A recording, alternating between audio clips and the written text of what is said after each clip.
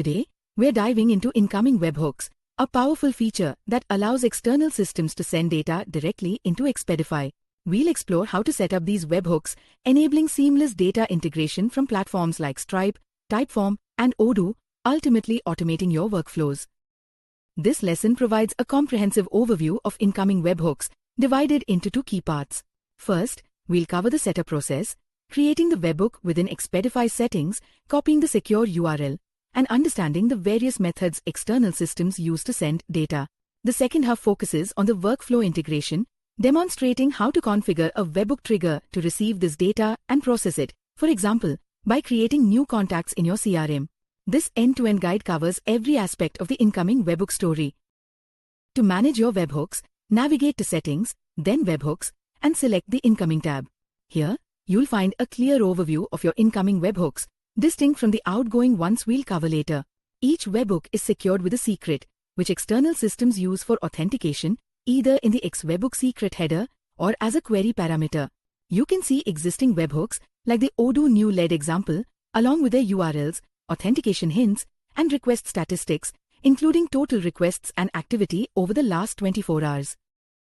To begin setting up a new incoming webhook, simply locate and click the Create Webhook button.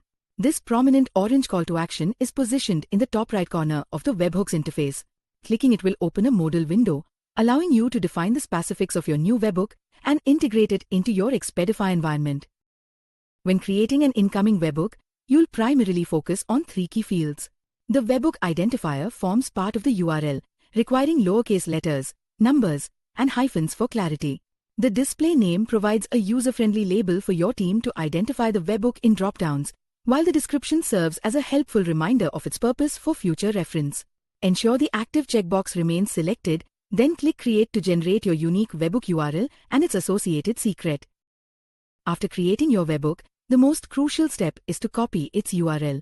The copy icon, though small, performs a vital function. It copies the complete URL with the authentication secret already appended as a query parameter. This ensures that when you paste it into external systems like Stripe or Typeform, or use it in your custom code, authentication is automatically handled.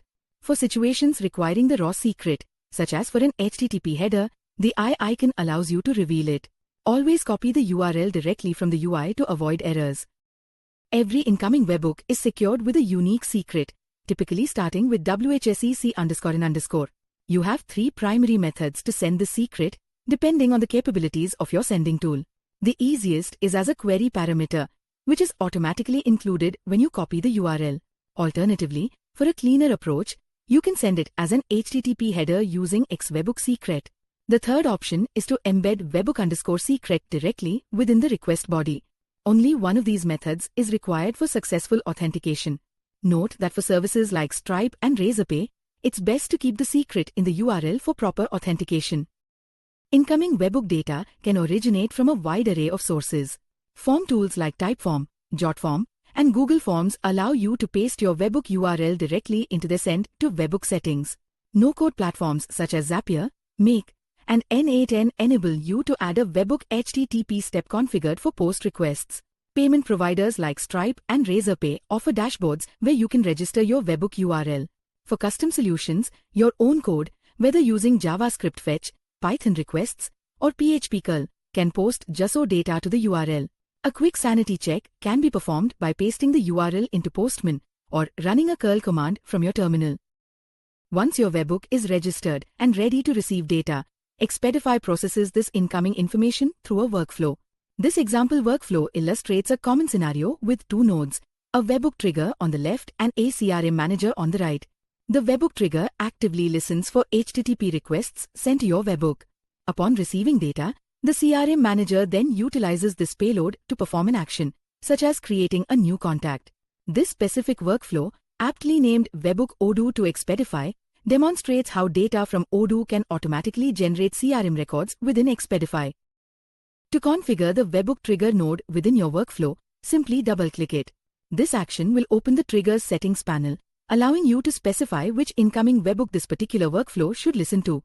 This is a crucial step in ensuring your workflow correctly processes the data sent from external systems. Configuring the Webhook Trigger is straightforward. primarily involving selecting the specific webhook this workflow will monitor.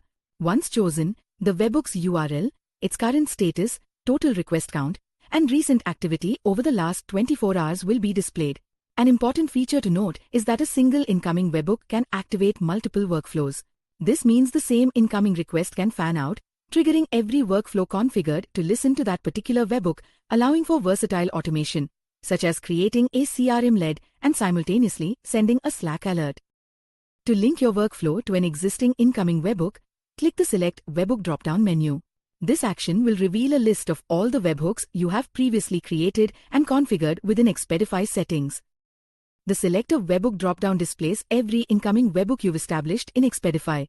This centralized list allows you to easily choose which webhook your current workflow should listen to.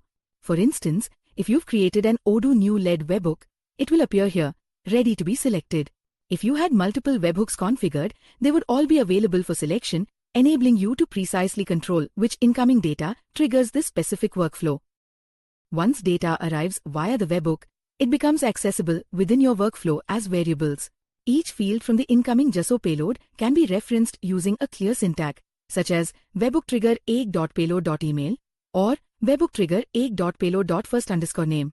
In this example, the CRM Manager node is configured to create a new contact, with its fields directly mapped to corresponding keys from the payload. This allows for seamless integration, where any JSO data sent by an external system can be used to populate fields in downstream nodes. After saving and activating the workflow, every subsequent webhook hit will automatically create a CRM record. This view demonstrates the powerful outcome of an automated incoming webhook setup. The CRM contacts list is populated with thousands of records, all generated automatically from the Odoo webhook. Each entry, including name, phone, and email, was created without any manual intervention. The owner column even indicates these contacts were workflow created, distinguishing them from manually entered data. With over 5,000 webhook hits, this system exemplifies the core benefit of incoming webhooks. A single URL and secret enable continuous, automatic data flow, eliminating manual entry and saving significant time. When working with webhooks, you might encounter a few common failure modes. A 200 OK response with 0 workflows triggered indicates the webhook received the request, but no active workflow is configured to listen. A 401 unauthorized error points to an incorrect or missing secret, requiring you to recopy the URL. A 404 not found suggests a typo in the URL itself. If you receive a 405 method not allowed, ensure you're sending a post request, not GET. Finally, if the webhook returns to 100 OK, but the workflow behaves unexpectedly, check the execution history to verify that your variable references within the workflow correctly match the incoming JSO payload. Delivery logs are available in settings under your webhook. Let's quickly recap the key steps for incoming webhooks. Before integrating with any external system, it's crucial to verify your webhook's functionality using a curl command. Replace the placeholders with your actual webhook URL, obtained from the copy button, and populate the request body with your desired JSO data. A successful request will return a 200 status with status, true, and a count of triggered workflows. If workflows_triggered is 0, the webhook is active but not yet linked to a workflow. Errors like 401, 404, or 405 indicate issues with the secret, URL, or HTTP method, respectively. This quick test ensures your webhook is solid before proceeding with workflow configuration.